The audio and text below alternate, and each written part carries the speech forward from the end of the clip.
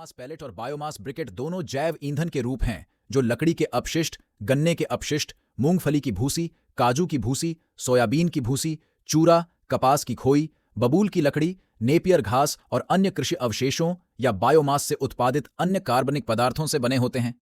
स्रोत: हालांकि उनका नवीकरणीय ऊर्जा प्रदान करने का उद्देश्य एक ही है, लेकिन उनकी विशेषताओं और उत्पादन प्रक्रियाओं में अंतर है।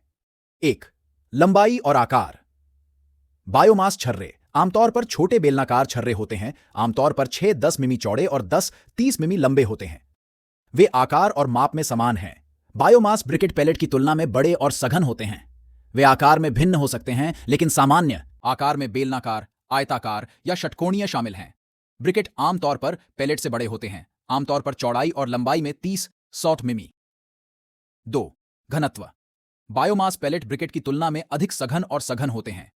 गोली बनाने की प्रक्रिया के दौरान संपीड़न के मस्वरूप उच्च घनत्व होता है, जिससे पैलेट को परिवहन और भंडारण के लिए अधिक कुशल बनाया जाता है। बायोमास ब्रिकेट पैलेट की तुलना में कम घने होते हैं, लेकिन कच्चे बायोमास सामग्री की तुलना में अधिक घने होते हैं। ब्रिकेट अधिक छिद्रपूर्ण होते हैं और उनमें छर्रों की तुलना में कम ऊर्जा घनत्व हो सकता है। 3. उत्पादन प्रक्रिया। आमतौर पर पैलेट मिल का उपयोग करके उच्च दबाव के तहत बायोमास सैंगरी को संपीड़ित करके पैलेट का निर्माण किया जाता है। इस प्रक्रिया में कच्चे माल को पीसकर बारीक पाउडर बनाना, बाइंडिंग एजेंट के साथ मिलाना यदि आवश्यक हो, और फिर मिश्रण को पैलेट डाई के माध्यम से डालना शामिल है। ब्रिकेट बायोमास सामग्री को उच्च दबाव में जमा करके बनाए जाते हैं, अक्सर बिना किसी बाइंडिंग एजेंट की आवश्यकता के।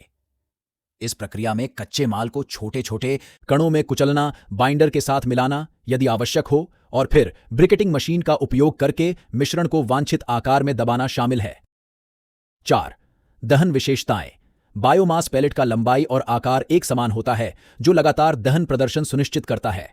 वे तेजी से प्रज्वलित होते हैं और कुशलता से जलते हैं। न्यूनतम राख और उत्सर्जन के साथ कणों में कुचलना, बाइंडर के साथ मिलाना यदि आवश्यक हो, और फिर ब्रिकेटिंग मशीन का उपयोग करके मिश्रण को वांछित आकार में दबाना शामिल है। 4. दहन विशेषताएं।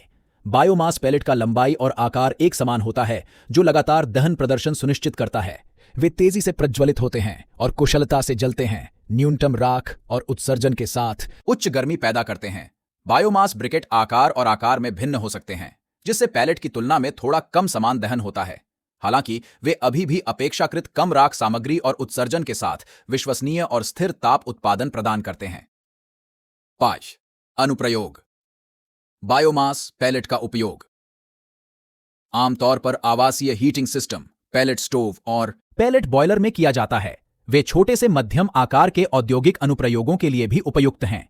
बायोमास ब्रिकेट का उपयोग बड़े औद्योगिक बॉयलरों, बिजली संयंत्रों और अन्य औद्योगिक अनुप्रयोगों में किया जाता है, जहां बड़ी मात्रा में बायोमास ईंधन की आवश्यकता होती है। बायोमास पैलेट और ब्रिकेट दोनों ही नवीकरणीय ऊर्जा उत्पादन और पर्यावरणीय स्थिरता के संदर्भ में लाभ प्रदान करते हैं। उनके बीच का चुनाव विशिष्ट अनुप्रयोग, कच्चे माल की उपलब्धता, परिवहन रसद और उपकरण आवश्यकताओं जैसे कारकों पर निर्भर करता है।